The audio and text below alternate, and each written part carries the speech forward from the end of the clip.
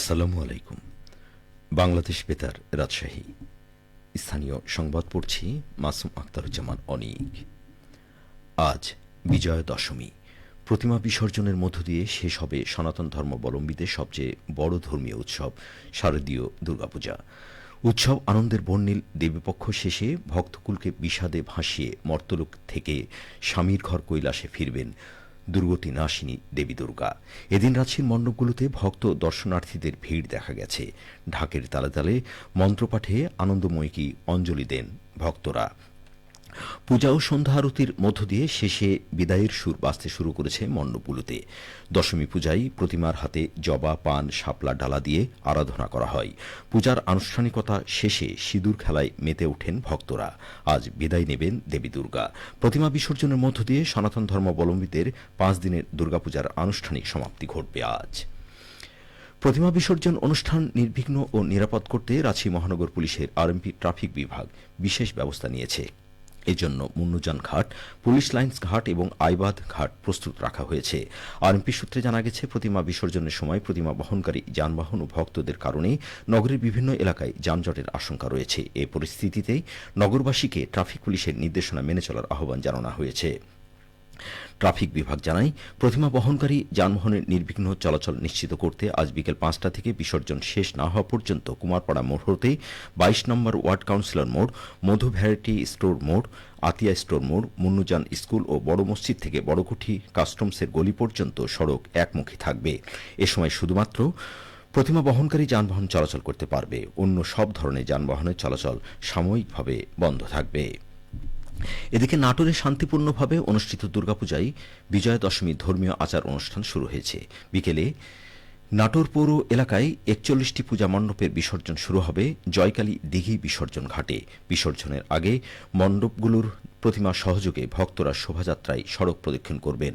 জেলার অন্যান্য পূজা মণ্ডপের বিসর্জন সংশ্লিষ্ট মণ্ডপ এলাকার জলাশয়ে অনুষ্ঠিত হবে।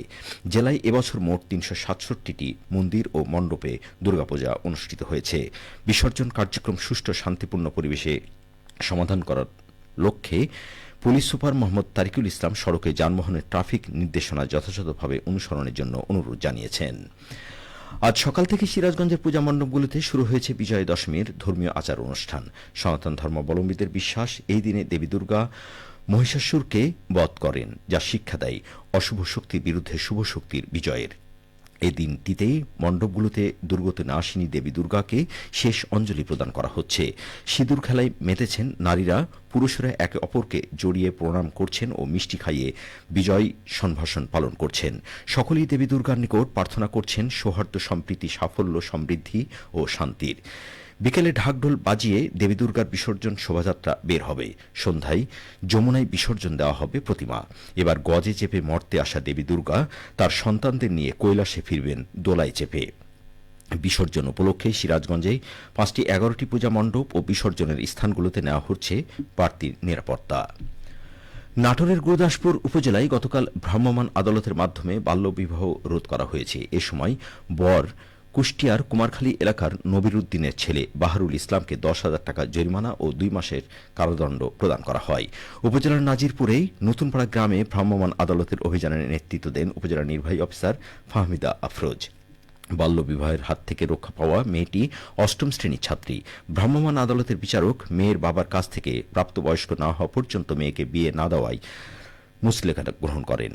গুরুদাসপুর উপজেলার নির্বাহী অফিসার বলেন, বাল্যবিবাহ নিরোধ আইন 2017 অনুযায়ী নিয়মিত অভিযান পরিচালনা করে বাল্যবিবাহ রোধ করছে উপজেলা প্রশাসন। পাশাপাশি শিক্ষা প্রতিষ্ঠানসমূহে শিক্ষার্থী, শিক্ষক ও অভিভাবক সমাবেশ এবং উঠান বৈঠকের মাধ্যমে বাল্যবিবাহ নিরুৎসাহিত করতে উদ্বুদ্ধকরণ সভা আয়োজন করা হচ্ছে। সিরাজগঞ্জের কাজীপুর উপজেলায় এবারও ব্যাপক হারে আবাদ করা হয়েছে আগাম শীতকালীন সবজি।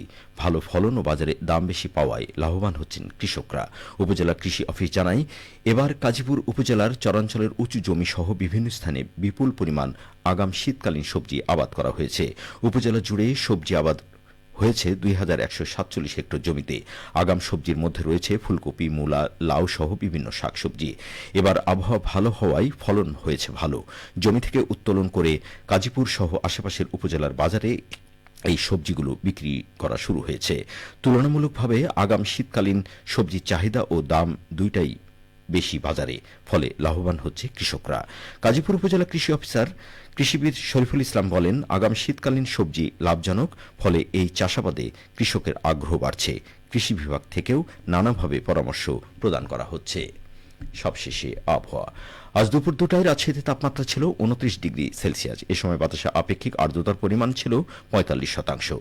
রাজশাহী পার্শ্ববর্তী এলাকায় আজ সূর্যাস্ত সন্ধে 5টা 51 মিনিটে। সংবাদ শেষ হলো। আমাদের পরবর্তী সংবাদ বিকেল 4টা 5 মিনিটে।